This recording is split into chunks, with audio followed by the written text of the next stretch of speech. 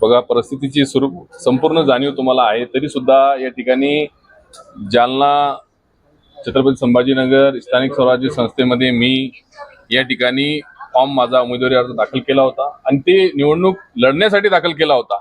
पण मला या ठिकाणी माझे नेते आणि माझे वडील आणि आपल्या राज्याचे उपमुख्यमंत्री शिवसेना पक्षाचे मुख्य नेते एकनाथरावजी शिंदे साहेबांनी आदेश दिला की म्हणे यावेळेस तुम्ही थांबून घ्या, पुढे तुमचा नक्कीच या ठिकाणी विचार होईल।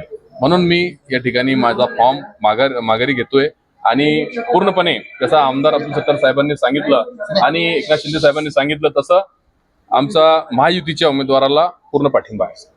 बरं, सर्वात महत्त्वाचं म्हणजे बऱ्याचदा वडिलांनी नाराजी देखील व्यक्त केलेली आहे। सन्मानजनक वागणूक किंवा पक्षासाठी जे काही वर्ष कामं केली त्यात कुठेतरी अडचणी तुम्हाला फेस करावं लागतं का?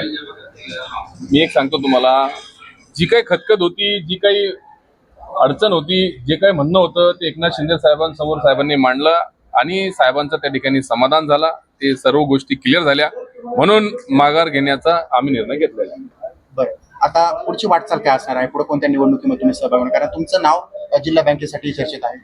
मी जिल्हा बँकेच्या संचालक पदासाठीचा माझा उमेदवारी अर्ज आजच भरून आलेलो आहे आणि निवडणूक मी लढणार आहे।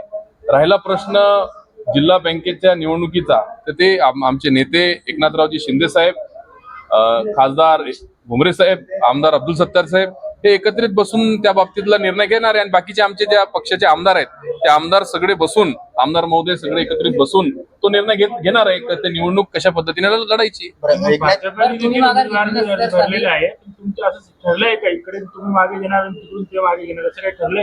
ते बघा, इतक्या वरच्या गोष्टी मला त्याच्या बाबतीत माहित नाही। ते आमदार अब्दुल सत्तार साहेब तुम्हाला त्या बाबतीत माहिती देऊ शकतात, त्या बाबतीत मला माहिती नाही।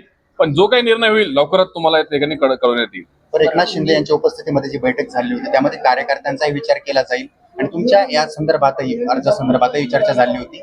तर मग भविष्यामध्ये तुमच्या पाठीशी एकनाथ शिंदे उभा राहतील असे कळतंय? विशेष नाही, भविष्यात नाही, आजही आमच्या मागे ते उभे आहेत आणि उद्याही आमच्या मागे उभे राहणार एकनाथरावजी शिंदे साहेब। त्यांच्या विश्वासावरच आमदार अब्दुल सत्तार साहेब नेहमी म्हणतात, त्यांच्या विश्वासावरच आम्ही शिवसेनेत आहोत आणि शिवसेनेतच आम्ही राहणार। सर, काही अनपेक्षित निकाल लागला असता का? नक्कीच का नाही लागला असता, 100%। मी तुम्हाला बोललो की मी निवडणूक लढण्यासाठी फॉर्म भरला होता आणि मी जर मला एकनाथ शिंदे साहेबांनी जर पाठिंबा दिला असता, आपल्या मैत्रीपूर्ण लढण्याचा जर निर्णय घेतला असता तर नक्कीच वेगळा निकाल लागला असता आणि मीच निवडून आलो असतो विधान परिषदेला। त्या बाबतीत कोणती शंका नाही। तुम्ही कोणत्याही तालुक्यामध्ये जाऊन नगरसेवकांना आणि जिल्हा परिषद सदस्यांना विचारू शकता सर्वांचे मत काय। मला प्रत्येक लोकांनी म्हणजे सभासदांनी सांगितलं, नगरसेवकांनी सांगितलं, जिल्हा परिषद सदस्यांनी सांगितलं की तुम्ही उभा राहा, आम्ही तुम्हालाच मतदान करणार। म्हणजे सर्वपक्षीय लोक मला मदत करणार होते। मी अपक्ष म्हणून उमेदवारी अर्ज दाखल केला होता। फक्त मला आमच्या पक्षाने मला परवानगी द्यायला पाहिजे होती। मला पक्षाने परवानगी न दिल्यामुळे मी या ठिकाणी माघार घेतली आणि मी जी माघार घेतलेली आहे याचा नक्कीच मला भविष्यामध्ये फायदा होणार आहे। सर, आज ऐकलं म्हणजे मला भविष्यात फायदा होणार आहे।